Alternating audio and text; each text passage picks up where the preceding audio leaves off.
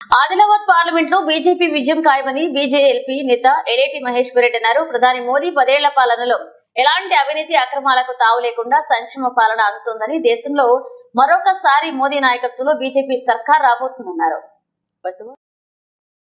MP అభ్యర్థి నగేష్ ఎన్నో ఏళ్లుగా వివిధ పదవులను నిర్వర్తించి ఇక్కడ ప్రజలకు ఎంతో సేవ చేశారని, మరొకసారి నగేష్ గారిని ఎంపీగా గెలిపించుకుని ప్రధాని మోదీకి కానుకగా ఇచ్చేందుకు ప్రజలు సిద్ధంగా ఉన్నారన్నారు. చేసిన అవినీతి అక్రమాల నుంచి తప్పించుకునేందుకు ముసలి రాజకీయ నేత మాజీ మంత్రి ఇంద్రకరణ్ రెడ్డి అధికార పార్టీలో చేరే ప్రయత్నాలు చేస్తున్నారని, ఏ పార్టీలోకి వెళ్లినా ఎన్ని జిమ్మిక్కులు చేసినా అక్రమాల విషయంలో వదిలిపెట్టే ప్రసక్తే లేదన్నారు.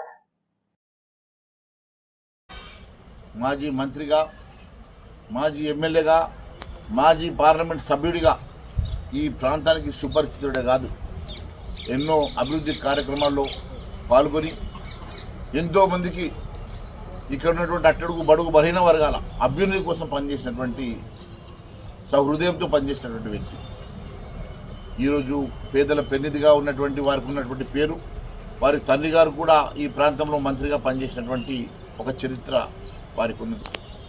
మరి వారు ఈరోజు భారతీయ జనతా పార్టీ అభ్యర్థిగా ప్రకటించడం ఈ ప్రాంత ప్రజలు ఎంతో సంతోషంగా, మరి వారు ప్రకటించిన రోజే భారతీయ జనతా పార్టీ ఖాతాలో ఒక సీట్ వచ్చినట్టుగా అందరూ మరి అర్థం చేసుకోవడం జరిగింది. నేను ఈరోజు ఒకటే విషయం తెలియజేస్తా ఉన్నాను.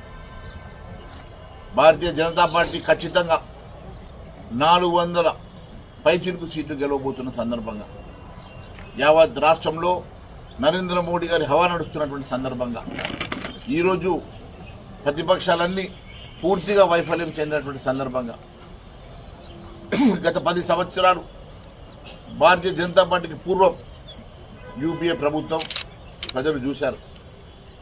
యూపీఏ ప్రభుత్వంలో ఎక్కడ చూస్తే అక్కడ కుంభకోణాలు, 2G స్కాము, కోల్ స్కాము, సత్యం స్కాము, ఎక్కడ పడితే అక్కడ కుంభకోణాలు, అవినీతి, అరాచకాలతో 10 సంవత్సరాలు ఈ భారతదేశం ప్రపంచంలో 11వ స్థానం ఆర్థిక పరిస్థితి ఉంటే, గత 10 సంవత్సరాలుగా నరేంద్ర మోడీ గారు ప్రపంచంలో 5వ ఆర్థిక శక్తిగా ఈ భారతదేశాన్ని తీర్చిదిద్దడమే కాకుండా ఇప్పుడు 3వ ఆర్థిక శక్తిగా ఈ భారతదేశాన్ని తీసుకురావడానికి వారు సన్నిద్ధమైనటువంటి సంగతి మీకు తెలుసు.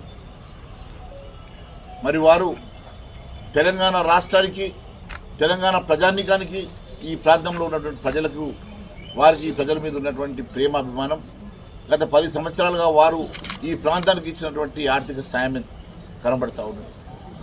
ఈ ప్రాంతంలో ప్రతి వ్యక్తికి 5 కిలోల ఉచిత బియ్యం దగ్గర నుంచి ప్రతి పేదవాడికి టాయిలెట్స్ ఉండాలన్న ఒక స్వచ్ఛ భారత్ విషయంలో కానివ్వండి, లేక ఈ ప్రాంతంలో ఉన్నటువంటి మరి దాదాపు 9,50,000 కోట్ల రూపాయల ఆర్థిక సాయంతో ఈ రాష్ట్రాన్ని ఆదుకున్న సంగతి కూడా నేను ఒకసారి గుర్తు చేస్తా ఉన్నాను.